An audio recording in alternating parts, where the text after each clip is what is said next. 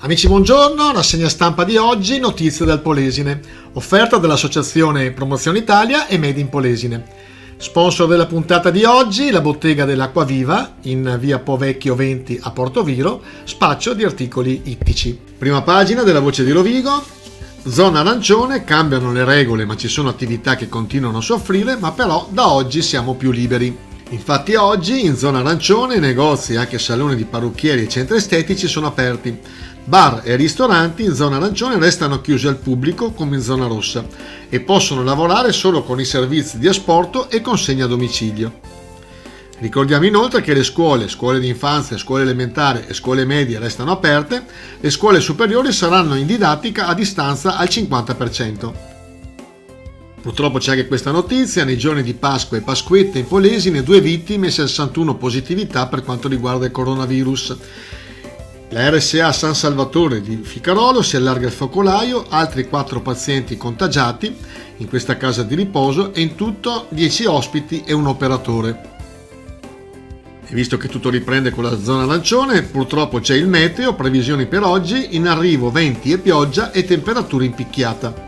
Annuvolamenti più consistenti nella prima metà della giornata, alternati a crescenti schiarite. E per domani nuvolosità irregolare alternata a schiarite e temperature minime in ulteriore leggero calo.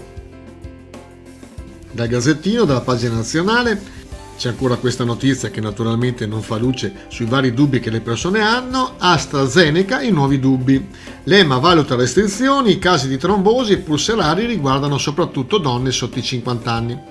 Anche l'Italia potrebbe introdurre limiti legati all'età, però l'esperto dice pochi rischi e inferiori ai benefici, e questo sicuramente non aiuta a dissipare i tanti dubbi.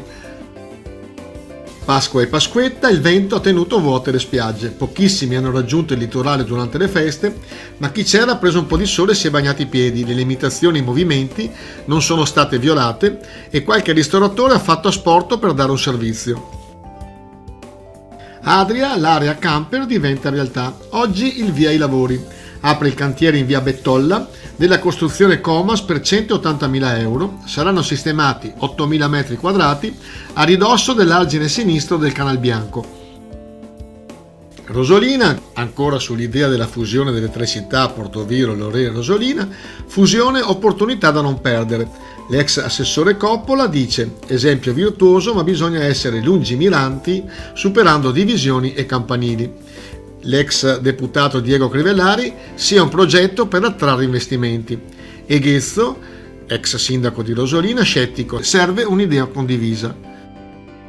Arco a Polesine è una notizia veramente che ci fa dispiacere: spenti i fuochi di Martarello. L'azienda arquatese era attiva da un secolo, però nel 2020 praticamente non ha lavorato per il Covid. Lo Stato ci impedisce di operare e sosteniamo solo delle spese. Scompare un'eccellenza italiana che aveva vinto premi internazionali importantissimi in tutto il mondo. La ditta Martarello si estende su una superficie di quasi 200.000 metri quadri e consiste in 16 laboratori e 10 depositi. L'amara considerazione di titolari: sta scomparendo il Made in Italy. Da Rovigo in diretta c'è questo servizio sulla colonnina dei misteri a San Basilio, il mito della chiesa di San Basilio raccontato da Mara Santarato, che è la presidente della Proloco. C'è una colonnina miracolosa all'interno della piccola nicchia della chiesa. Il marmo della colonnina trasudava e l'olio raccolto veniva utilizzato dai fedeli. E sempre da Rovigo in diretta, il Museo delle Ocarine, una meraviglia del Delta. Viaggio all'interno della struttura in compagnia della famiglia Fecchio. In questo laboratorio si producono le ocarine, una vera e propria arte che viene tramandata di padre in figlio e che sono apprezzate in tutto il mondo.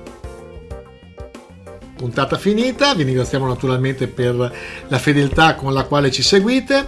Vi ricordiamo che alle ore 11.50 e alle ore 14 siamo anche su Radio Diva, sulle frequenze di 94 e 100, e da Leandro Maggi è sempre un piacere stare con voi. Ciao ciao!